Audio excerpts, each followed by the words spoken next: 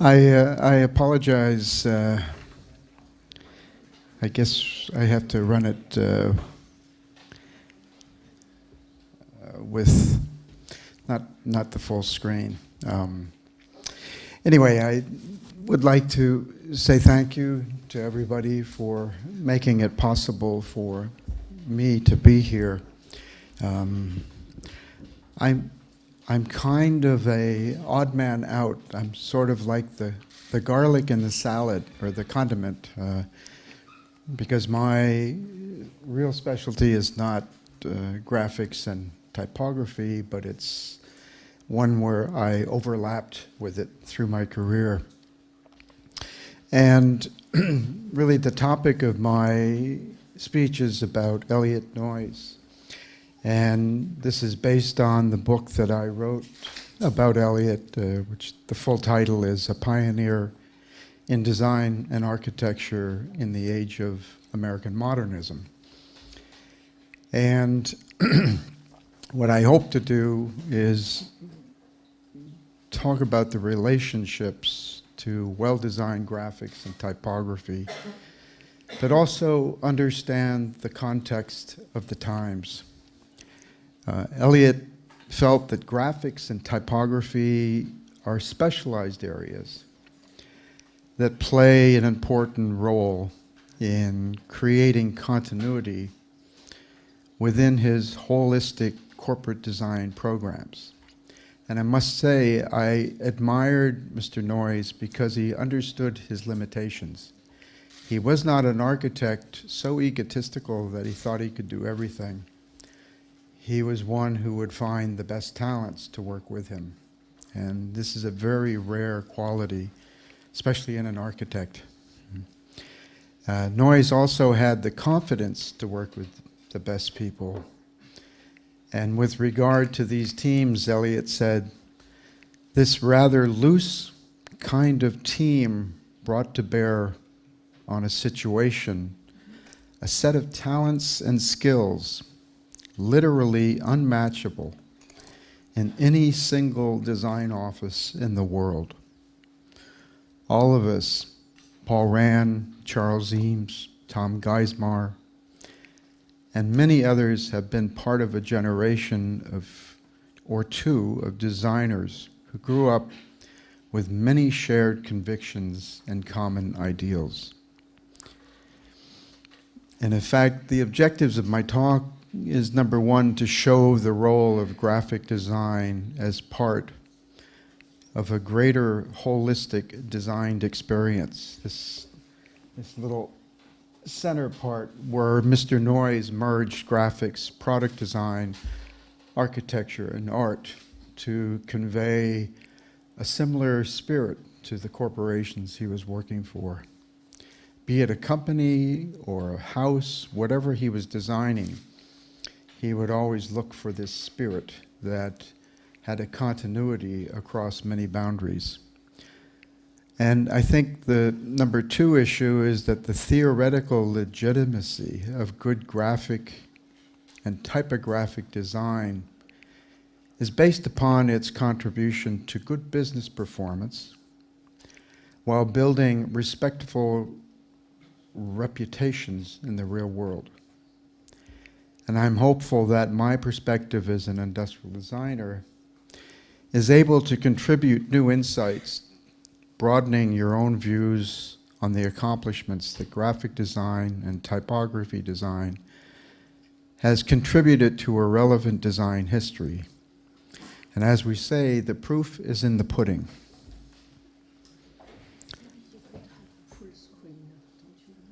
Yeah, but they say they can't do it. Yeah, we tried, and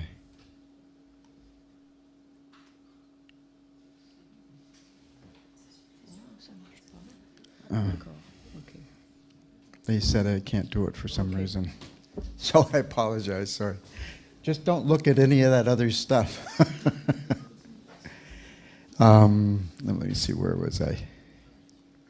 So what I also want to do now is just give a very brief introduction about myself, because many of you don't know me. I don't want to talk about too much about my work, but only in the sense that I was deeply influenced by Mr. Noyes. So where am I from? I'm from the USA, in particular Connecticut. I have a very small office with one employee, and I found it an easy way to work. Over 40 years, I've been involved in many types, many scales of products, not always by myself, but with teams of people. And I've designed a few things that are pretty much my own design. Actually, this little tape recorder's in the permanent design collection here at the Pompidou and Museum of Modern Art. So I also have worked for many different types of companies around the world, both in America, Asia, and Europe, both through the association with Eliot Noyes and on my own after I started my own business.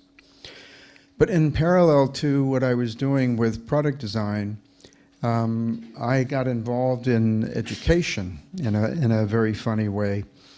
And the first was really being asked to be a vice president of a school in California by the name of Art Center. And I was invited along with David Brown, who was the president, and a famous graphic designer by the name of Jim Miho. And we spent 4 years trying to open a campus in Kyoto, Japan. And this was my first taste of design and culture. I'm a big believer in understanding culture in order to find the right solution. After that came to an end because of the economy in Japan, I got a call from the chairman or the president of the school and said, "Have you ever heard of a company called Samsung?" This is 1994. And I said, "Yeah, but they make terrible products. They're awful. They just copy, cost down." So he said, well, Chairman Lee, their CEO, was sending 20 people to the school to discuss a project, and that project turned out to be opening a design school in Samsung, in Korea. And so Miho and I went there, and we taught, we merged media or graphics with industrial design, and they also had a automobile program. And Chairman Lee gave us an $11 million building. Money was not a problem, but we felt that the curriculum, you could not take a curriculum from a school like Art Center and just impose it on Korea. So we came up with a total new way of thinking and a total new way of designing and redesigning the education system in itself. And I also talk about, I want to mention heroes. In my life, I've had many heroes, and I think it's important for students to understand this. Mr. Noyes, obviously, my father was an industrial designer. He also, and Miho in many ways was a great hero of mine. And these are his, as an example, just samples of his own journals of his travels. A great historian, simply because he would be able to write everything down and remember everything.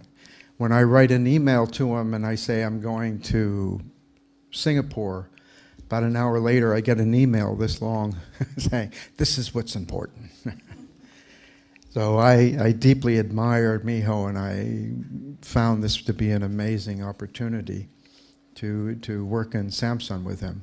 And the reason I mentioned Samsung too is because what we taught were mainly the same principles that Eliot Noyes taught a major American corporations. And as part of this program, you know, Einstein and Marshall McLuhan had a similar way of saying, I don't know who discovered water, but it wasn't the fish.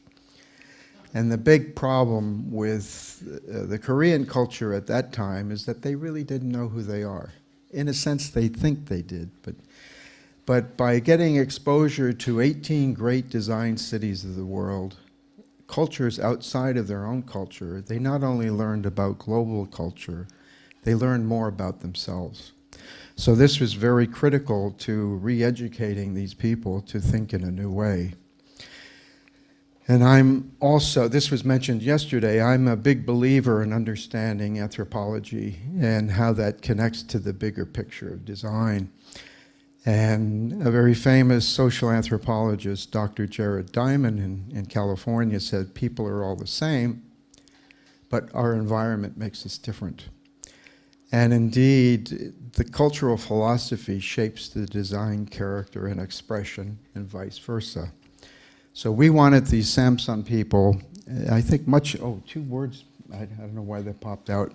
I lose some words. I did my, on a PC, this is done on an Apple, so there may be some things missing, I'm not sure. But it really talks about how the environment, the capabilities, the history, the culture, and the values. And if you understand these bigger issues of a culture, it's much easier to hit the mark, to hit the target. I also have been writing over these last 40 years for magazines, and as well as this, this book for Fight On. So now to the main point of my talk, which is about Eliot Noyes. And before I can talk about my book and whatnot, I really have to thank the National Endowment of the Arts in America and the Graham Foundation for giving me some funding to write the book. And I also like to thank Molly Noyes, who was Eliot's widow, and for having the faith in me to write this book of such an important person, and also my great editor, Zoe, at Fight On. So when I talked to Molly Noyes, who wanted me to write this book, she said, focus on the man. And you must understand not only the context of the times, but you must also understand the personality of the man behind this. I often say that it's not always what you see that's important, it's what you don't see that's important. And understanding the personality of this man that made these things happen is an incredibly important aspect for people to understand. And it was not his just thinking about architecture, but it was his way about thinking about life. This is a totally different way of an architect envisioning solutions to problems. We have a saying, if you give an architect a problem, he'll give you a building. Eliot thought way beyond those issues. So I struggled with the fact of how do I write a book about such an amazing person? And I found his last speech, which he gave at Yale, and you'll notice the word linkages, and this is what he really talks about, that in his life there were really some very strange and interesting linkages, some very serendipitous, that really were important to helping him become who he was. And the book designer, Nico Schweitzer, actually did quite a nice job of showing this idea of the importance of linkages throughout Noyes' life. So indeed, there were linkages that started even before Eliot was born. The first written records were in East Anglia in 1209, and in fact, the Noyes name had different spellings. The family once farmed Alice Chaucer's land.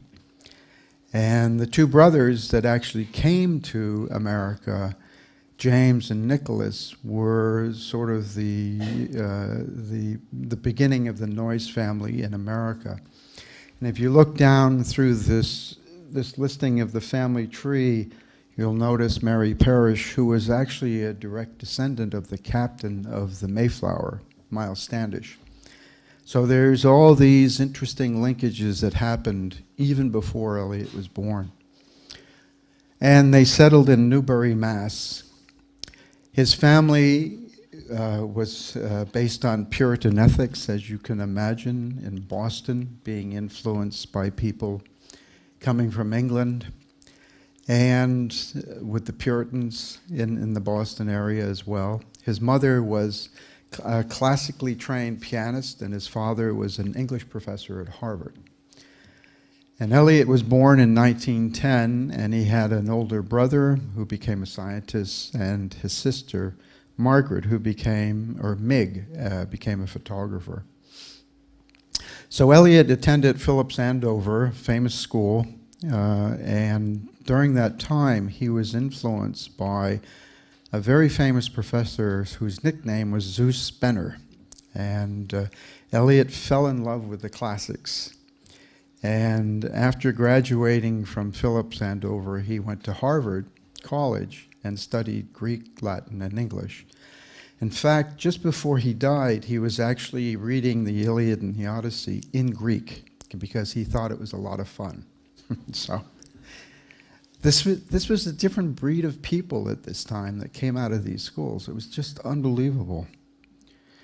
And during the summers, he would go to Maine to go to art school, and because he really wanted to be a painter. And actually, you can see some sense of humor here about the drawing not being a benefit for the cat, but a benefit for the incinerator. And also his attempt at drawing postures and things. So this was his beginning in really falling in love with art. And in fact, when he was at Harvard, he was the design or art director of the Harvard Lampoon, a very famous magazine like Punch in England. And this is one of his cartoons that depict the different masks that the deans wear depending on their temperament. A little bit of humor. And in the summer, Eliot would come to Fontainebleau to learn painting, to study watercolor. And it was during this period of time, actually this is Eliot smoking a cigarette, and this was a typical cruise on a ship over from America to France at the time. But there was a professor from Princeton who was really an architectural professor who started to fuel his interest in architecture. And in fact, Eliot became a promising painter, but he found that he was more interested in what other painters were doing. And again, this is a linkage later into his life. But the watercolor talent also paid off at the Harvard Graduate School of Design because they were studying the Beaux-Arts architecture at the time. And unfortunately, if you read some of his writings, he said, we started just unsatisfied and restless, eager for something new and relevant. And he understood the Beaux-Arts as a matter of history, but he wanted to do something beyond that. So he was going to drop out of Harvard and go to the Bauhaus. You can imagine telling your father, who's an English professor at Harvard, I want to drop out. But his father agreed, and just as Eliot made application, Hitler closed the school. So Eliot reverted back to reading books on modern architecture, anything he could get his hands on, which was very little in those days, especially on Corbusier and Frank Lloyd Wright and others. At that same time, again, a linkage. There was an architect from Harvard who had graduated, who was working at the University of Chicago, the Oriental Institute.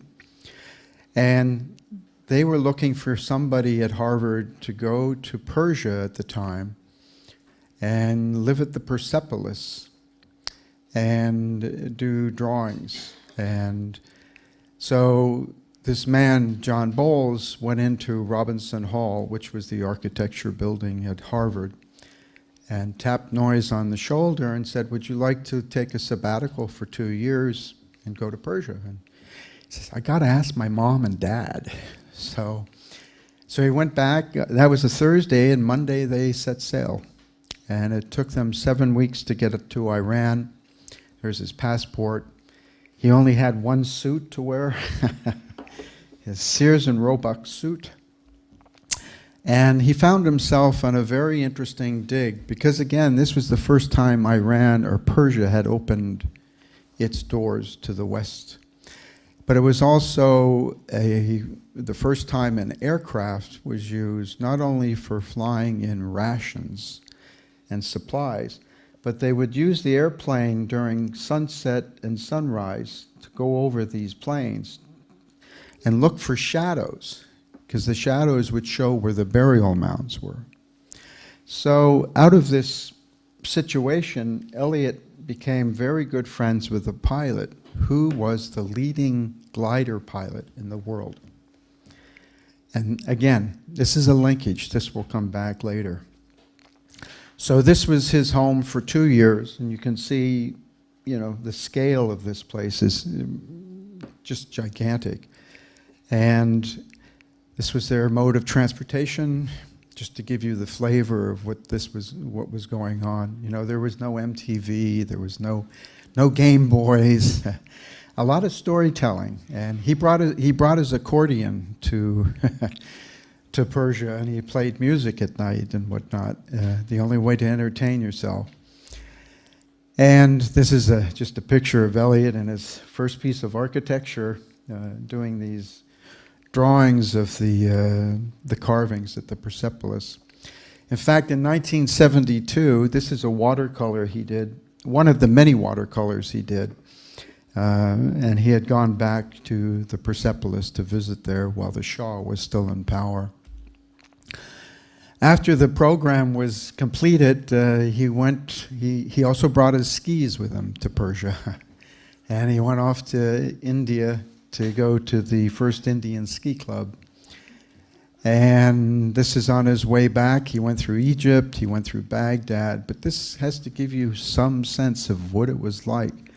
You had to be a really adventurous person to do this, take risks. So lo and behold, upon his return to Harvard, 3 things changed. Again, linkages. Number 1, Bauhaus came to Harvard. You had Walter Gropius and Marcel Breuer, and others were attracted, like Albers, although he was at Yale and Black Mountain College, they did have exposure to a lot of the Bauhaus people that came over. And the second thing was that Noyes got his gliding license, and just after 1 week of instructions. And this again creates a linkage later in his life. And of course, I don't want to call this a linkage, but he got married to Molly Weed, who was also a student of architecture. And as you can see, this is Tuckerman's Ravine in Vermont, which is a very difficult ski area, and no ski lifts. You had to climb up. And I just like to show that this person had a lot of adventure and humor and other things that people don't typically see about a man. And then after graduating from Harvard, Eliot was hired by the office of Gropius and Breuer. In fact, Isa Gropius told Eliot's son that Walter believed that Noyes was the one student he taught who extended the architectural mindset and applied it to other design disciplines beyond its normal scope. So that's quite a compliment, knowing all the people that Gropius had instructed. Lo and behold, Eliot was awarded the Wheelwright Traveling Fellowship, so he had to take leave from the Gropius office. And he traveled around America and saw Frank Lloyd Wright. This was 2 weeks before Falling Water opened, so they took a swim in the pool, and this was their honeymoon, basically. And they saw Frank Lloyd Wright at Taliesin, and they went out to California to see Richard Neutra, and down to Mexico. And lo and behold, when Eliot returns, Walter Gropius recommended him to become the first industrial design director of Museum of Modern Art in New York City. And so Eliot and Molly moved to New York, and he started to do these shows, several shows. He wanted to educate the general public about the value of good design, especially design that didn't cost a lot.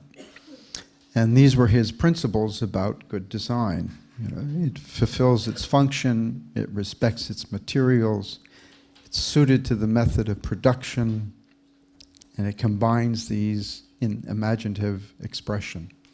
So on Thanksgiving, just before Christmas, Eliot would put on these shows at Museum of Modern Art to entice people to start to buy good design. The other, perhaps most famous thing that Eliot did at the MoMA was had this organic design competition. Organic meaning furniture that could move around the room. It was really a furniture competition. And this is Eliot. He's only 27 years old at the time. And Halford Barr, who started MoMA. Frank Parrish was an engineer, and Edward Stone, who designed MoMA. There's Marcel Breuer, Catherine Bauer, and Edgar Kaufman Jr. His father owns Falling Water. He also became a very important figure at MoMA. And the result of this was that Charles Eames and Eero Saarinen won. And this was the beginning of really contemporary American furniture in America.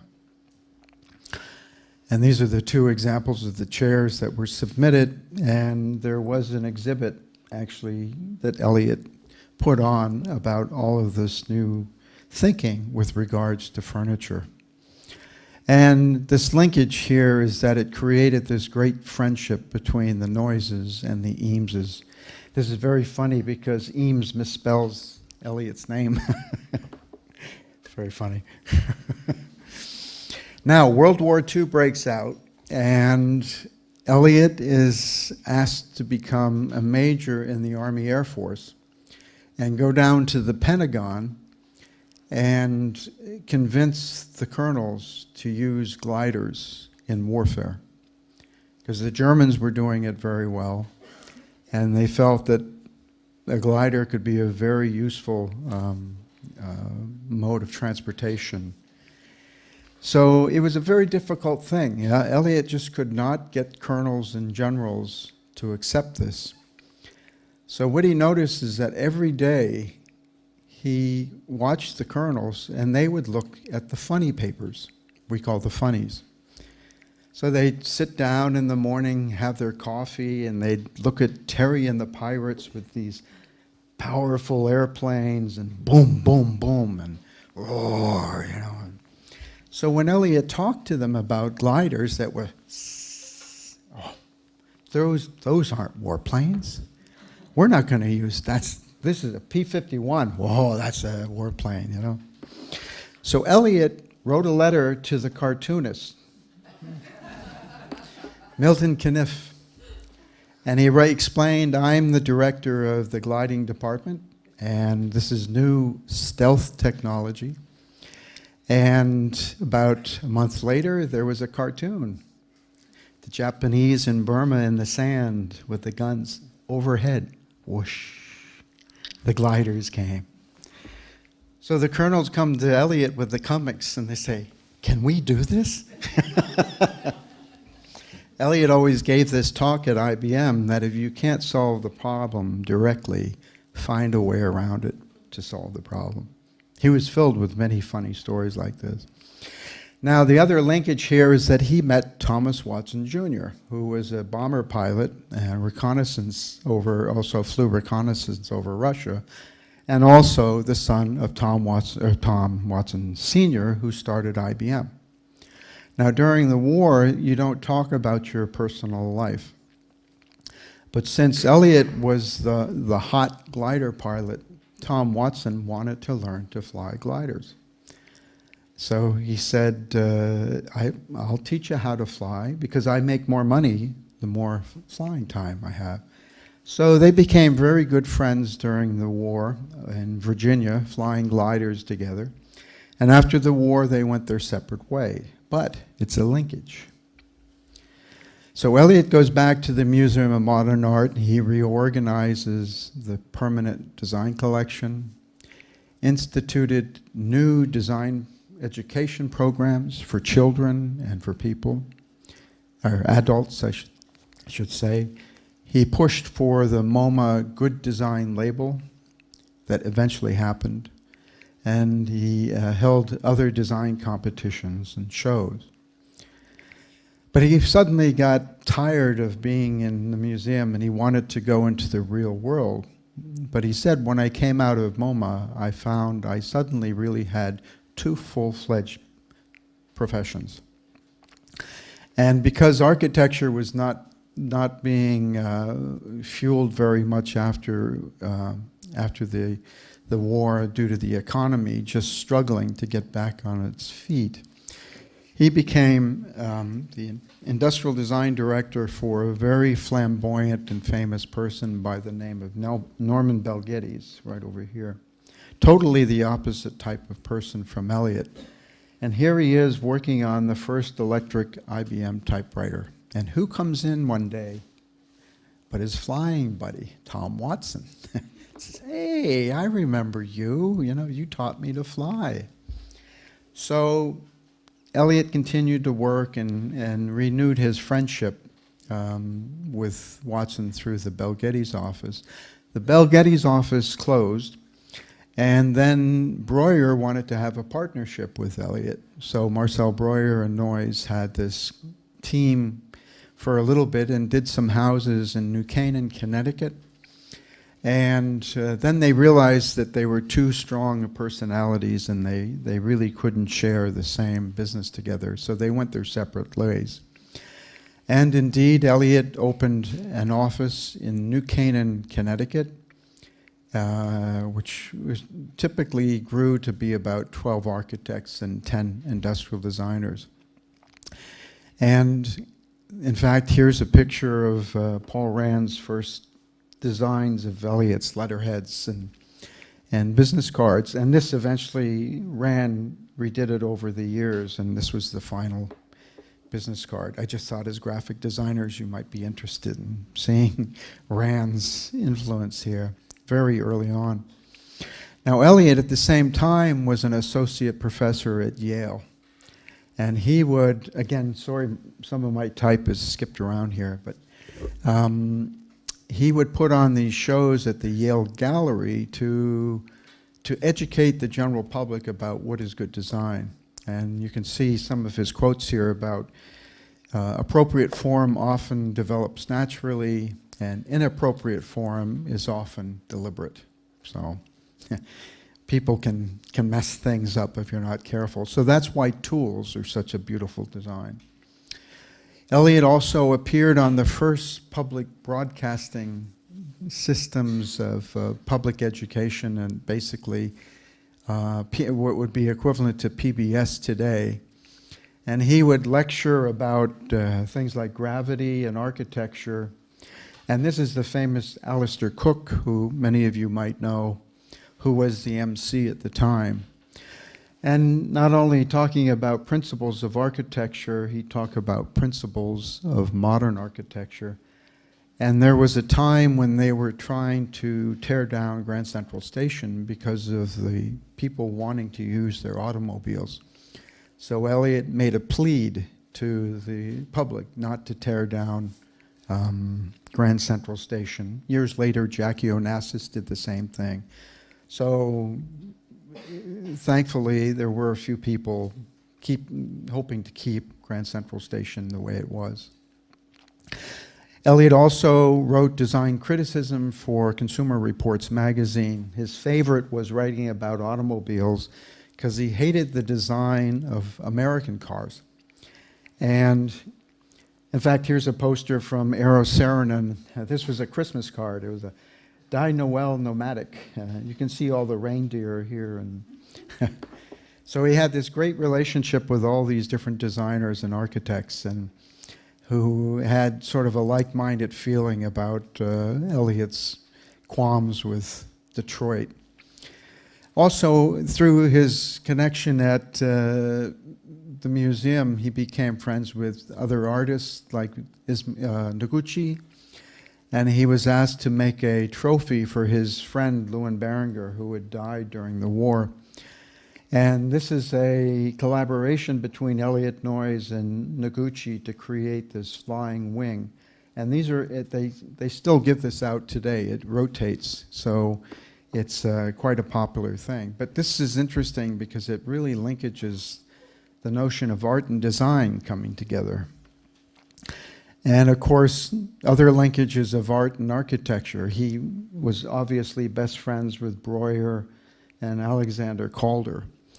And here's some of the lovely envelopes that Calder used to write to Eliot.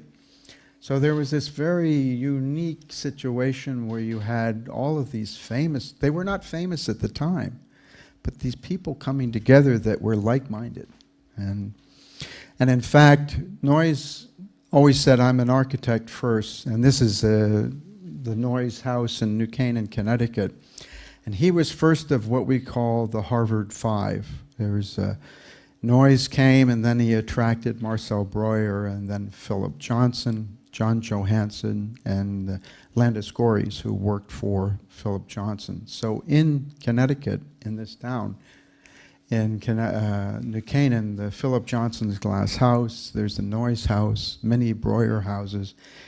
It's considered the mecca of American 50s modernism. And Eliot wanted to bring art within his house, so he asked Calder, he commissioned Calder to build a stable. So Calder made all these little maquettes. They were about this big.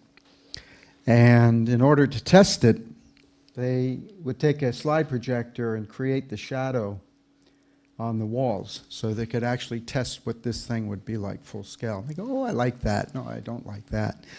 And actually, they came back to the very first sculptor, or Mobil, or sorry, stable that Calder made, which was called the Black Beast. So this is the very first one, which has just been moved to Museum of Modern Art. The Noyes family gifted it to MoMA. But there's Calder with all his workmen. And of course, this is what it looked like in the wintertime and the summertime.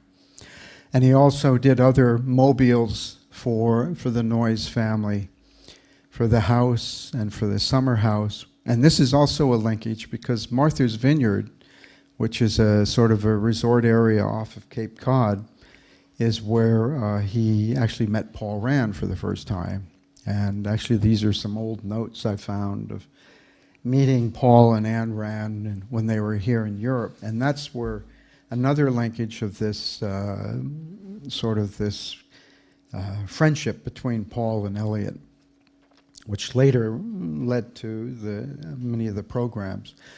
And again, Eliot did all of these wonderful houses. So he was just not an industrial designer, he was a fantastic architect. So Watson came back and asked him to finish the typewriter.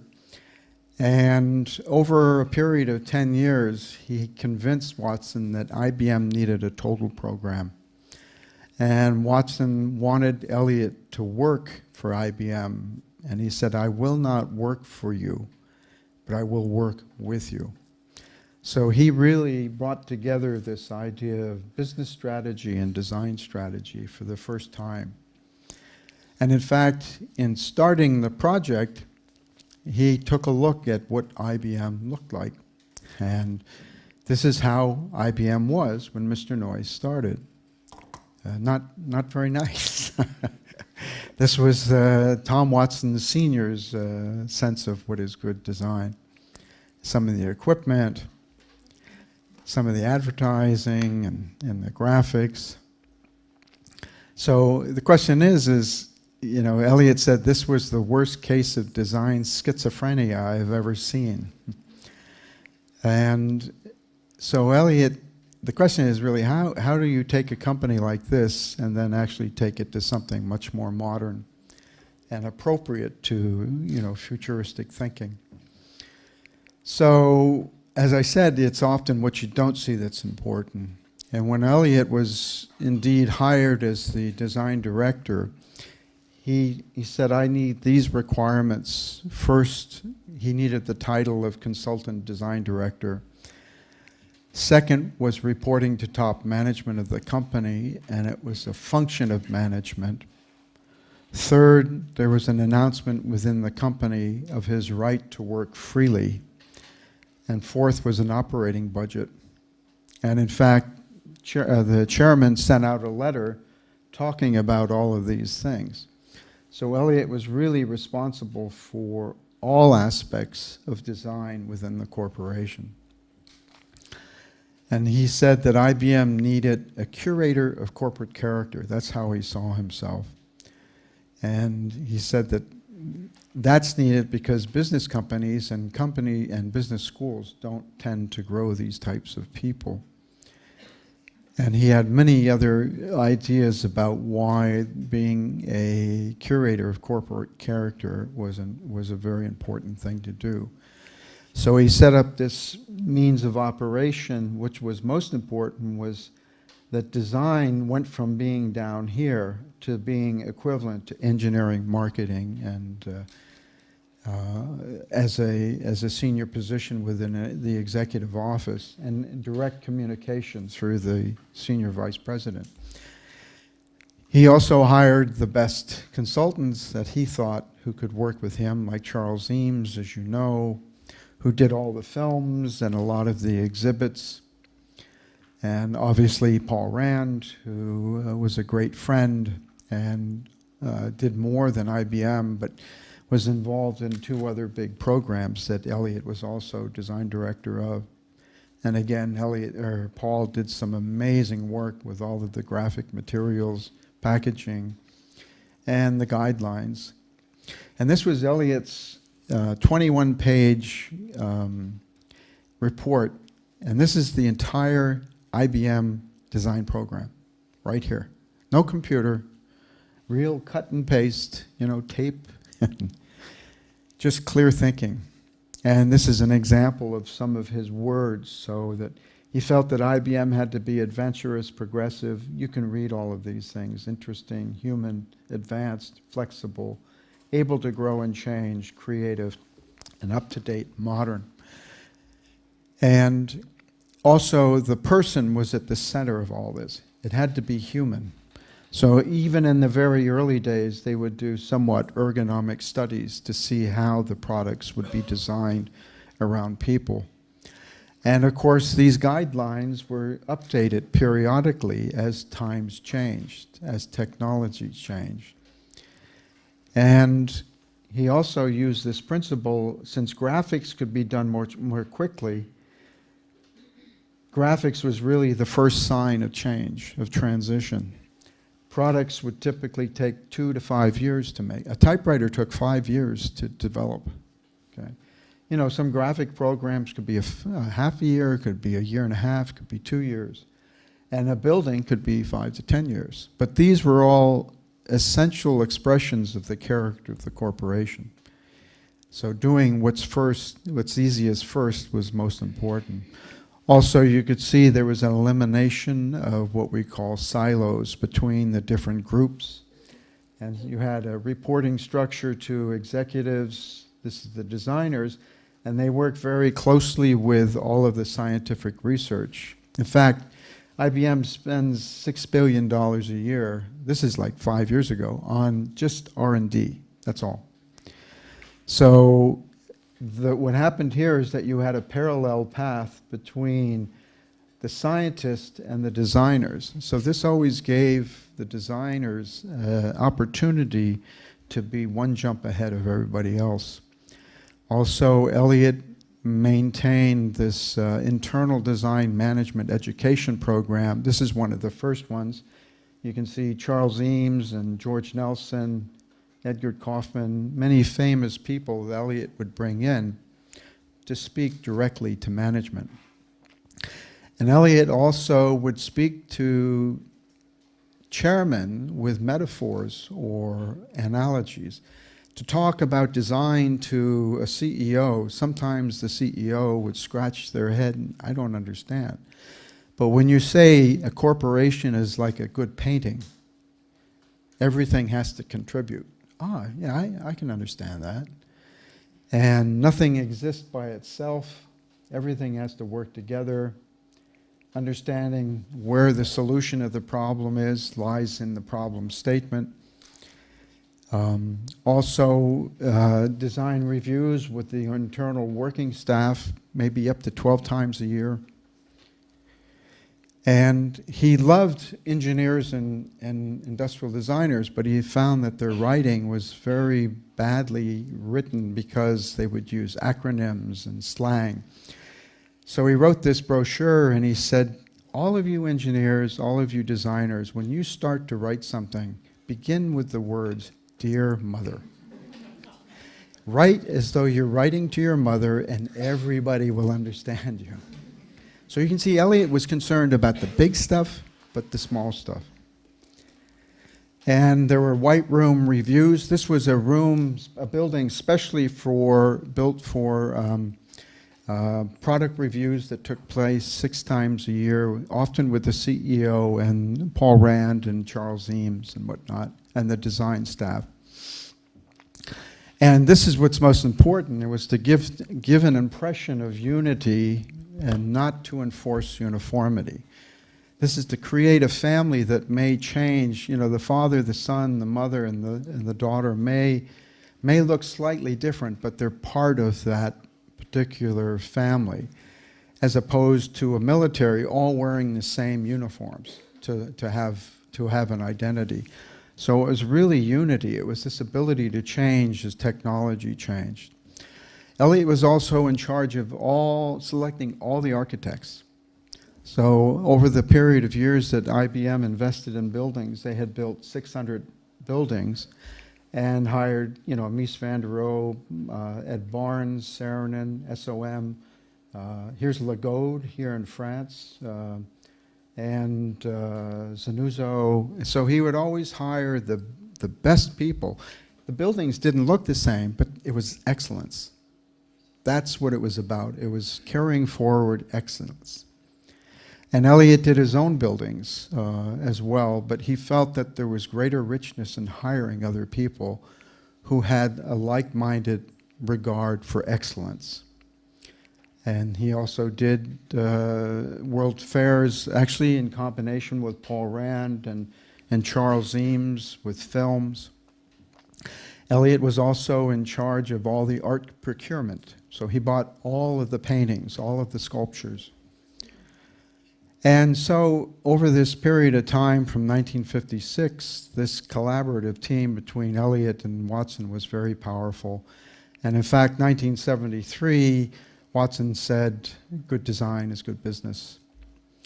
And so IBM's success really came from this evolution of a systematic integrating of design. And it was not one product at a time. It was not one logo at a time. But it was building a sort of a character over time that in itself changed, but always represented excellence. Now this is a short film. I don't know whether I can play it since I'm not in, I guess I can't play it. Oh, yes I can, okay. This is the new design director for IBM. Well, maybe it's not going to, I'm sorry. Let me try one more time. No, again, since I can't go full screen, sorry about that.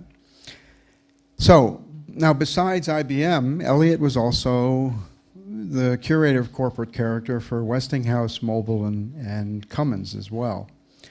And these were I'm going to go through these very quickly because much of the same thing I talked about in IBM held true here.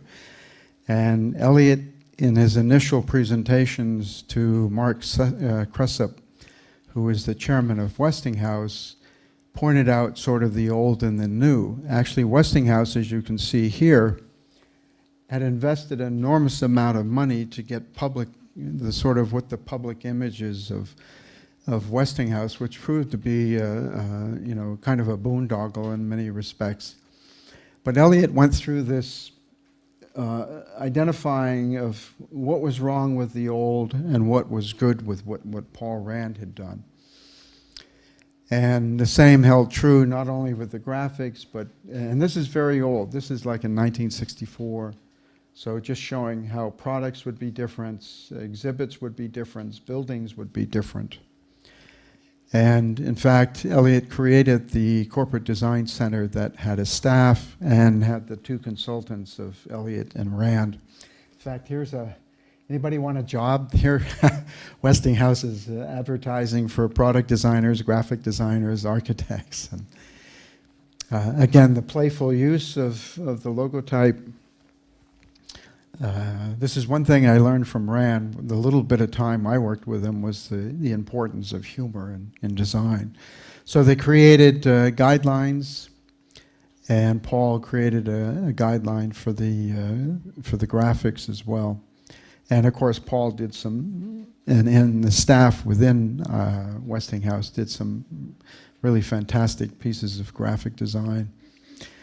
And the Noyes office also did the exhibits and the buildings, and you can see kind of a funny relationship with the balls and the little balls within the within the graphic itself. So there is some sense of continuity on a different level. That was for a World's Fair in New York City. We also designed, now this is where I came into the picture. I started working on this project. They had done an electric car in 1964. This was a rapid transit system that was built in Pittsburgh. It was the first rubber computer-controlled train. Now, to the third company that came to Eliot because of IBM's success was the Mobil Oil. And Raleigh Warner, a graduate of Princeton, befriended Eliot, actually because they lived in the same town. And you can see Mobil had this very sort of archaic advancement of graphics over time. But it's also important to understand that the context of the time was such that Eisenhower had funded a lot of the highways in America after World War II, which led to congestion and led to urban sprawl. And you can see the population where they were living at the time. But it also created an infatuation with automobiles in America. So people were spending money on gasoline. But nobody wanted a gas station in their residential area. This was a big problem. And this is why. The gas stations were so horribly designed, nobody would accept them. In fact, they were so badly designed, you had to put an arrow here to show you where to go to get gasoline. So Eliot asks Raleigh Warner, what are you doing? What are you trying to do? So Eliot found inspiration actually in the fact that he needed to provide some form of shelter. It was about people. You focus on people, make people comfortable, make it usable. So the mushroom and some of these shelters that you find in the southern islands led to this idea of a canopy. And the canopy became a very effective mode of shelter because it was a very efficient shape and very easy to build. Also, the lighting, which was a donut, would use indirect lighting and would give you very adequate lighting so you felt safe. These other gas stations didn't do that. Also, you could have groupings of these canopies. And it was really this idea that creating continuity came from the fact that you had designers, graphic designers, industrial designers, architects working together. And in fact, over the years, Mobil built 125,000 gas stations around the world. We had no computers. Everything was done by hand. And instead of Paul Rand, Eliot brought in Tom Geismar and Ivan Shemaev to do the graphics. And in fact, what's interesting is that the people would pronounce Mobil Oil like Mobile, Alabama. So the red O was really to put the inflection on O, mobile, not mobile. So there was actually a functional attribute to this design of the logo. But you run into other problems in other parts of the world, you know. I don't know how to pronounce this, I'm sorry, but... And the other interesting thing was carrying forward the heritage of the company from years past and actually taking something quite old and putting it into a very modern form. Now you start to see the circle, the circle, the circle, the circle. And in fact, the circular pump became the centerpiece of, everybody agreed it was really what drew people to the station because of, if the light was on, the gas station was open. Also, there was a function here that if you walk between sharp angles here, you would tend to rip your clothes. Not only being the most simplest form, but it also eliminated the ability of ripping clothes or catching your wrist on something. Also, it had applications to selling oil or having new types of canopies that where they didn't have a lot of rain. So this was all controlled by a guideline, and this all became socially acceptable. We also, at the Noyes office, did a lot of aircraft. Mobil had 56 airplanes, not because they wanted to spend their money that way, but it was, they had to fly to certain places where public airplanes just didn't land. So, but this was really quite a treat to design Gulfstream aircraft. We designed everything, salt and pepper shakers. But it was, to them, it was an investment. And they made tremendous amount of money when they would sell the plane 10 years later. Also, patents were made and to protect the identity of this gas station. And it's funny that this pump is actually in design museums around the world. I was involved in something called the Boiler House Project at the V&A Museum back in the early 80s. And this pump was actually on display at the V&A. So here's a gas pump on display. And Noyes also had this long relationship with the corporate officers, and he was also head of art procurement. Actually, this is the Warners with Henry Moore buying a piece for Mobil's fine art. So again, you get this coalescing of art, graphics, design, and architecture. And unfortunately, the pump suffered an ugly death due to all these new requirements and technologies, and it required the fact that the graphics integration into the architecture became much more, played a much more important role. Now, in fact, in England, one of the gas stations is a historical site. It will never be ripped down. So here's a gas station that's historically registered, which you never would think, you know. Now, they'll be really quick. This is the last few slides I'm going to go through, but Eliot was also friends with Irwin Miller, who was the CEO of Cummins, and made Columbus, Indiana into quite a modernist architectural city. And in fact, Eliot did one of the schools there. And they were very like-minded. And this is an airplane the Noyes office designed in 1962, but it still has this somewhat modernistic approach. A good design is actually quite timeless. Also designing engines to look much better, and also to reduce the inventory, make cleaning easier. We would partner with Paul Rand, to do the using graphics and symbology and whatnot, and the engines for the showrooms. And also Rand did some incredible things with the new Mark. It's this ability to be flexible and playful at the same time. Now, on top of all this, I'm not even mentioning NASA, the United Nations, Pan American, Dow Jones, Perkin-Elmer. We did all of these other projects through the office. So I just showed you sort of the major 4 issues, because they were strongly related between the merging of art, architecture, design, and graphics. And Eliot was also the president of something called the International Design Conference in Aspen, which he felt was important as a good event to continue educating business leaders and the general public about the values of great design. And in closing, I'd like to say that the consultant, this is what Eliot said, must be a good architect, in addition, be a combination of a designer, philosopher, historian, educator, lecturer, and business person. And I had never really met a person like Eliot before, where single-mindedly he had an appreciation for the past in studying the Beaux-Arts and the old classical architecture, studying modern architecture, being able to paint, and being able to be a very good writer.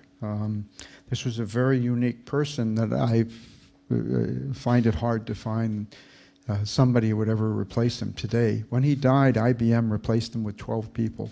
That's how much work he was doing. So the question for any students is, what's next? You know, this is all fine and good for the period of the time, But really, this would be a question for them. How do they see advancing excellence in these modern times, in the digital age? And finally, whoops, that's it.